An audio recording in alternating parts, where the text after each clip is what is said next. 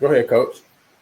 I was going to get a little bit to, in your opinion, how has from the recruiting side changed since you're dealing with the transfer portal and the way that you may or may not interact with guys on the team since all that stuff has changed? I know at one time it was like you could probably be a little bit harder on the guys, and some guys invite hardness. I'm just asking you, in your opinion, what do you think has changed on the recruiting side more than the coaching side, if you want to touch on that?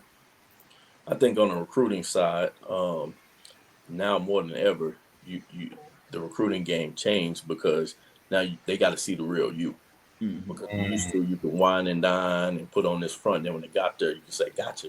That's not the case anymore. Yeah. So when we bring guys in, we encourage our players to tell them exactly how it's going to be. Mm-hmm. Like we're going to tell you your strengths, we're going to tell you your weaknesses. Like, let's talk about it. You say you want to be this, this, and this. Let's talk about it. And at practice, we always try to get those guys to see us in meetings and on the field, spend time with us, because what you see is what you're gonna get. Brutally honest, tell you exactly how it is, and we don't hesitate to make a decision as a staff that, hey, he can't fit here, because we talk about a dog mentality. We wholeheartely believe in that as a program, and there's eyes everywhere and evals everywhere. So when you step in, like we have one of the really large staffs, right? A large staff, and half that staff may not have a recruit on campus, but they are evaluating. So when we go into that staff meeting, hey, does he fit what we're looking for? But it's changed because there was a point in time where you say, hey, the players got the power. Well, now it's kind of starting to shift back a little bit. Even more so, like with the high school recruiting, right? When a high school kid say, okay, let's see how many offers I can get, then we'll make a decision. But when you get an offer and you've been to that place and you feel like home, you better go on and lock in. Yeah. Because now we don't have to wait on you. It'd be cool if you came, but we know it's going to be some years before you reach. We're going off potential. Those high school student athletes, which I truly believe they are the foundation of a program. But in today's age, it used to be, hey, we're going to take 60 or 70% high school, 20 or 30 transfer. Shift it. And the goal is always to narrow that gap to where it does tip back over.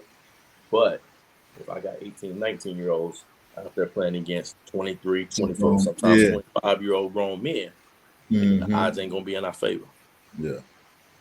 So it's that's how I believe it's shifted. And then now you're involving money. So when you involve money and now all the homeboys and the NIL agents, now everybody in their ear telling them something different. So it still goes back to the relationship. You better have a relationship not only with that player, but with whoever's helping him make a decision.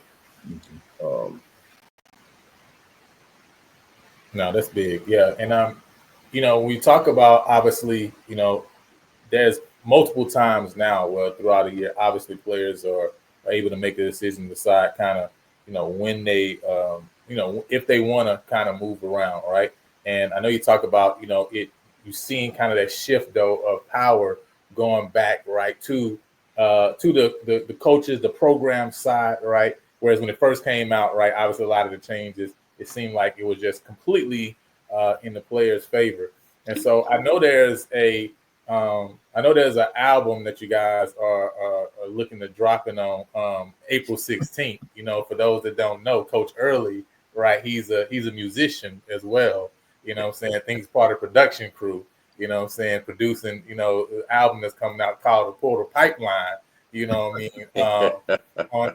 PVMU Records, Water to Wine. So just talk about, a little bit, I guess, about what you guys are looking for right now, because obviously, the portal is open, but obviously every program is looking for the same thing, right? We all don't have the same needs, right? For right now, based on what you guys have been able to evaluate so far, what would you say, like, hey, we're looking to basically dip in and kind of get some guys that can fill these specific holes for us, or strengthen us in these specific areas, so we can actually go out in the fall and get things done right now, right? Versus, like you say, building for the future.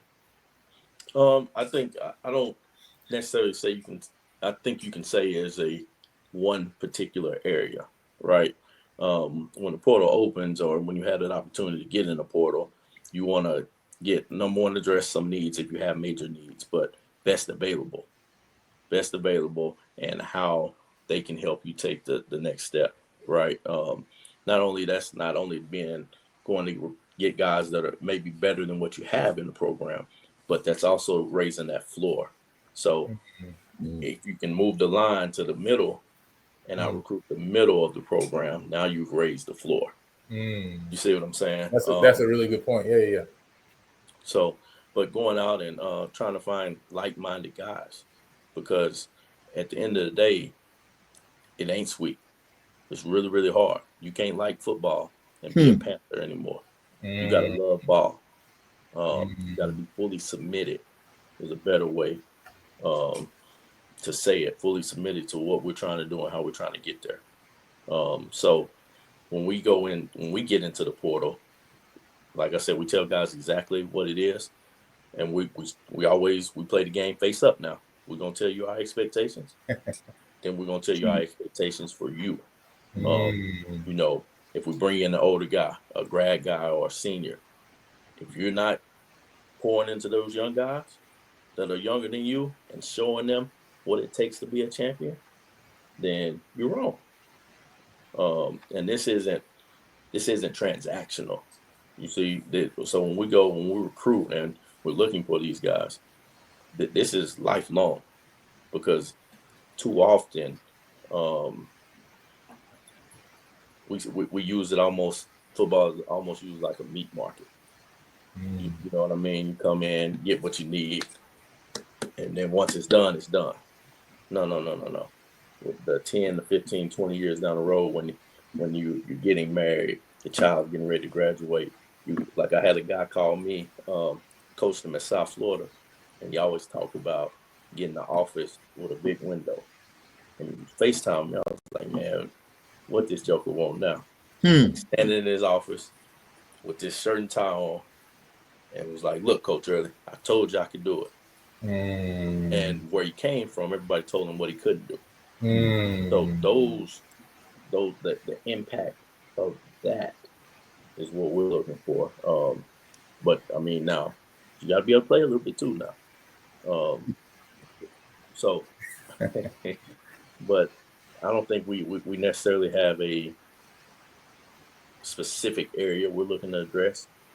We're looking to continue to build on what we have, and elevate and take the next step, and grow. Because ultimately, whether you bring in guys or you take the guys, or you play with the last coaching staff, players, at the end of the day, in the fall, they're our kids, they're our guys, they're our players.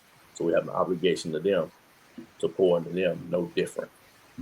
So I wouldn't say that we portal hunting to try to replace the whole roster, but we are looking to elevate to go to new heights. And I mean, obviously, big people beat up on little people. So we are looking to get longer, more length in the program in general, and identifying guys that can fit our schemes, more so than what it may have been in the past. But I think there was some talent on the hill already, and there was some willingness from that talent. And I think they've taken strides in these 12 practices.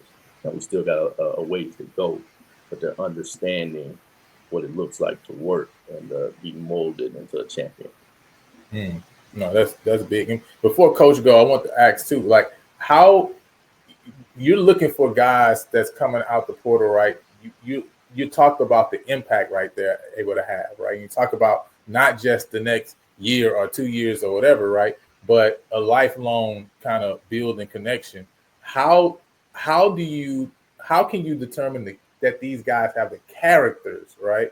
That you need to fit the program, right, and being willing to submit in a way that the structure that you have for this program set for, right? Because you may be able to see stats, right? You may be able to see grades, but how can you see character, right? Because that sounds like it's a huge importance, right, of what you guys are looking to bring in.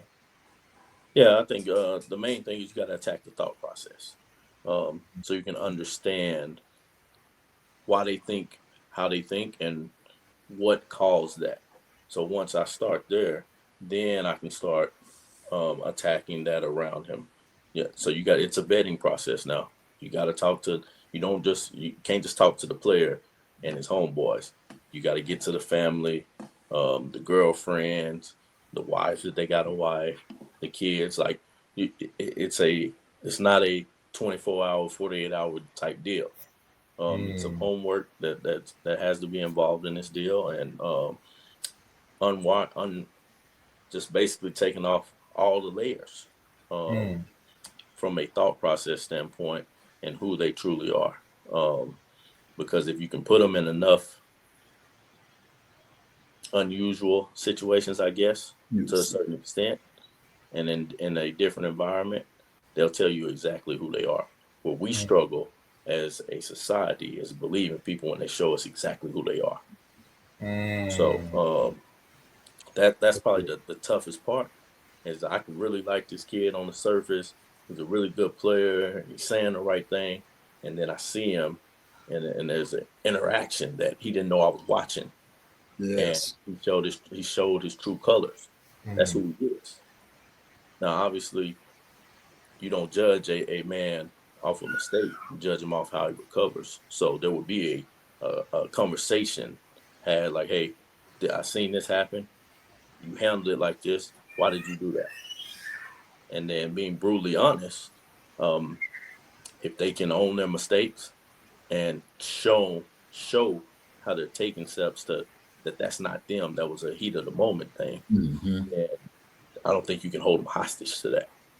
It's a fine line, but you better believe the first time, because that's truly who they are, and a lot of times they don't show remorse. If we're being brutally honest. That's good. Okay, Coach. Yep. Coach, how does